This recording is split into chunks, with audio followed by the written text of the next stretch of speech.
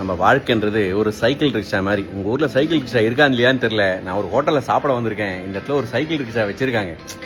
Cycle rickshaw பார்த்த உடனே எனக்கு என்ன தோணுச்சுன்னா, ஒரு குடும்பமும் அந்த ஹஸ்பண்ட் அண்ட் ஒய்ஃப் ரிலேஷன்ஷிப் பார்த்தீங்களா, ஐ திங்க் இந்த சைக்கிள் ரிக்ஷா மாதிரி தான் நினைக்கிறேன். இந்த சைக்கிள் ரிக்ஷா நல்லா வரணும்னா முதல்ல ஃப்ரண்ட் வீல் இருக்குல்ல, இது ரொம்ப முக்கியம். ஃப்ரண்ட் வீல்னா என்ன, நம்ம லைஃப்பில் திருமண வாழ்க்கையில் ட்ரஸ்ட்டு, நம்பிக்கை. இந்த நம்பிக்கைன்ற அந்த வீலு நம்ம ரெண்டு பேருக்குள்ளே நம்பிக்கை இருக்கணும், ஆழமான நம்பிக்கை இருக்கணும். இருந்தால் மட்டும்தான் டைரக்ஷன் கரெக்டாக இருக்கும். இல்லைன்னா டைரக்ஷன் மிஸ் ஆகிடும். அதனால் நிறைய இடத்துல சண்டை சச்சரவு வந்துடுது. ரெண்டாவது பின்னாடி இருக்கிற ரெண்டு வீல் என்ன அப்படின்னு பார்த்தீங்கன்னா, ஒன்று அண்டர்ஸ்டாண்டிங். நமக்குள்ள அண்டர்ஸ்டாண்டிங் தெளிவாக இருக்கணும். ஏன்னா சுற்றி முற்றி இருக்கிறவங்கலாம் நம்மக்கிட்ட பற்ற வச்சுக்கிட்டே இருப்பாங்க. குடும்பத்தில் இருக்கவங்கலாம் ஏதாவது ஒரு விதத்தில் நம்ம ரெண்டு பேருக்கும் அண்டர்ஸ்டாண்டிங் வராமல் இருக்கிறது என்னெல்லாம் பண்ணுவோம் எல்லாம் பண்ணுவாங்க. அப்போ என்ன, அவன் டயர் பஞ்சர் ஆகிடும், இல்லைனா டயர் ரஸ்ட் ஆகிடும். அப்போ நல்லா இருக்காது. ஸோ அண்டர்ஸ்டாண்டிங் ஹஸ்பண்ட் அண்ட் ஒய்ஃப்குள்ள தெளிவாக இருக்கணும்.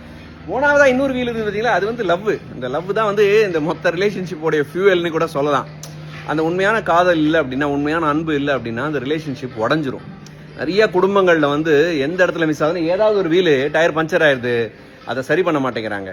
அதனால தான் திருமண வாழ்க்கையினாலே எல்லாரும் போர் அடிச்சு பயந்து ஓடுறாங்க. திருமணம்ன்றது ரொம்ப அழகான ஒரு ரிலேஷன்ஷிப், காவியம், மேரேஜ் அப்படிங்கிறது. கண்டிப்பாக எல்லாருமே திருமணம் பண்ணிக்கணும். ஆனால் பண்ணிக்கிறதுக்கு முன்னாடி இந்த மூணுத்தை நம்மளால ஹேண்டில் பண்ண முடியுமா அப்படிங்கிறத பார்க்கணும். ப்ளஸ் யார் ரொம்ப கஷ்டப்பட்டு வண்டியை இழுக்கிறாங்கன்னு முக்கியம் இல்லை. இந்த ரெண்டு ஹேண்டில் பார் இருக்குது. எதுக்கு இருக்குன்னா, ரெண்டு பேரில் ஒருத்தர் அழுத்திலாம் அமுக்கக்கூடாது. ரெண்டு பேரும் சேர்ந்து ஈக்குவலாக எஃபோர்ட் போட்டு ஓட்டணும். ஏன்னா அப்போ தான் குடும்பம் அப்படிங்கிற ஒரு ரிக்ஷா நல்ல சந்தோஷமாக ஜாலியாக இருக்கும் ரைடு. இல்லைனா ரொம்ப வாப்லியாக இருக்கும், இல்லைனா தடபுடலாக இருக்கும்.